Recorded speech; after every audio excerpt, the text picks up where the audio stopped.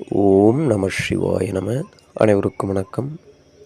இங்கே பல பேர் என்ன பண்ணுறாங்க அப்படின்னு சொல்லி பார்த்தீங்கன்னா, இந்த வாழ்க்கையை வாழத் தெரியாமல் நம்ம ஏன் பிறந்தோம், எதுக்கு பிறந்தோம், நமக்கு ஏன் இப்படி நடக்குது, நான் எதுக்கு பிறந்தனே தெரில, பிறக்காமே இருந்திருக்கலாம், நான் சாகணும் அப்படின்ட்டு தற்கொலை முயற்சிக்கானது நிறைய பேர் எடுக்கிறாங்க. நிறைய மக்கள் பார்த்திங்கன்னா அப்படி தான். அதிகமாக லேடிஸ் அதான் அதிகமாக தற்கொலை. நான் ஏன் பிறந்தேன்னு தெரில, எதுக்கு பிறந்தேன்னு தெரில, என்னத்துக்கு பிறந்தேன்னு தெரில, எனக்கு ஏன் இப்படி நடக்குது அப்படின்னு தெரில, நான் சாக போகிறேன் அப்படின்ட்டு சூசைட் அட்டன் பண்ணுறது நிறைய பேர் அட்டன் பண்ணுவாங்க. நல்லா நல்லா தெளிவாக புரிஞ்சுக்குங்க. இங்கே தினம் தினம் பல உயிர்கள் பிறக்கின்றன, பல உயிர்கள் இறக்கின்றன. நன்றாக புரிந்து கொள்ள வேண்டும். நீங்கள் நினைத்தால் மட்டும் உங்களால் சாக முடியாது. அதற்கு இறைவனுடைய அனுக்கிரகம் இருந்தால் மட்டுமே தான் நீங்கள் செய்து கொள்ளக்கூடிய தற்கொலையும் சரியானதாக போகும்.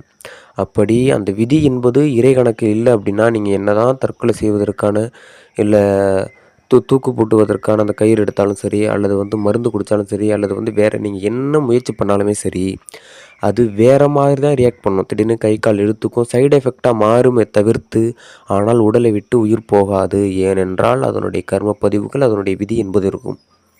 நன்றாக புரிந்து கொள்ள வேண்டும். நீங்கள் நினைத்தால் மட்டும் உங்களுடைய சாவை நீங்கள் நினைத்தால் மட்டும் திருவு செய்து கொள்ள முடியாது. இறைவன் பார்வை இருக்க வேண்டும். இறைவனுக்கு தெரியும் கணக்கு. அப்போதுதான் நீங்கள் செய்து கொள்ளக்கூடிய அந்த தற்கொலை சரியானதாக நடக்கும். நன்றாக தெளிவாக புரிஞ்சுக்கணும். நீங்கள் நினைத்தால் உங்களால் மரணிக்க முடியாது. எதுவும் உங்கள் கையில் கிடையாது. எல்லாம் அவன் கையில் இருக்கின்றது. எப்போ எந்தெந்த உயிருக்கு என்னென்ன தரணும் அப்படி என்றும் அவனுக்கு தெரியும். ஏன் இந்த உயிர் கஷ்டப்படுது, ஏதோ ஒரு விஷயத்தினால வேற ஒரு உயிருக்கு இந்த உயிர் தீங்கு செய்திருக்கு. அதனுடைய கர்ம பலன் இந்த உயிர் கஷ்டப்பட்டு தான் ஆகும். அந்த கஷ்டம் கர்மா கரையும் போது தான் உங்களுடைய வாழ்க்கையில் அடுத்த கட்டத்திற்கு உங்களுக்கு தேவையான அனைத்தும் கிடைக்கும். இறைவன் கொடுத்து உங்களுக்கு பல விஷயங்கள் நிகழ்த்துவார்கள். அதை நீங்கள் புரிந்து கொள்ளாமல், நான் எதற்காக வாழ்கிறேன், நான் இறக்க வேண்டும் அப்படின்னு தற்கொலை முயற்சி செய்வது, அது பண்ணுவது எல்லாமே முட்டாள்தனமான ஒரு செயல். அது உங்களுக்கு உங்களுடைய வாழ்க்கையை வேறு மாதிரி தான் மாற்றி தவிர்த்து உங்களுக்கு அது தீர்வு கிடைக்காது. நன்றாக புரிந்து கொள்ள வேண்டும். நீங்கள் இறந்து விட்டால் நிம்மதியாக இருக்கும் அப்படின்னு நினச்சிட்டு இருக்கிறீங்க.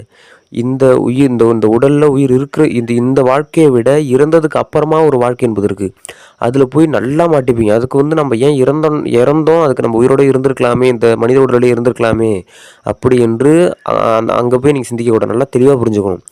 இறந்ததுக்கு அப்புறமும் மிகப்பெரிய ஒரு வாழ்வில் என்று இருக்கின்றது. அதெல்லாம் கடக்க வேண்டும். நீங்கள் சாதாரணமாக நினச்சிட்டு இருக்கிறீங்க இந்த உடலில் இருக்கிறது தான் வாழ்க்கை, இதை கடந்து ஒன்றுமே கிடையாது, இறந்துட்டால் ஒன்றுமே தெரியாதுன்னு நினச்சிட்டு இருக்கிறீங்க. அங்கே போய் நல்லா சிக்கிப்பீங்க. நல்லா புரிந்து கொள்ளுங்கள். உங்களுடைய கர்மா இங்கேயே மனித உடலை இருந்து கர்மாவை கரைத்து இறைவனுடைய சேருவதற்கான வழியை பாருங்கள். நீங்கள் அதையும் கடந்து முட்டாள்தனமாக சிந்தித்து தேவையில்லாத ஒரு அடுத்த கட்டத்தை நோக்கி போவதற்கான தடையை கொண்டு போய் அடுத்த உயிரை அந்த உடலை விட்டு உயிர் பிரிந்து பல சித்திரவதைகளை அனுபவிக்காதீர்கள். நன்றாக புரிந்து தெரிந்து தெளிந்து நல்வழியில் செல்லுங்கள். ஓம் நம சிவாய நம.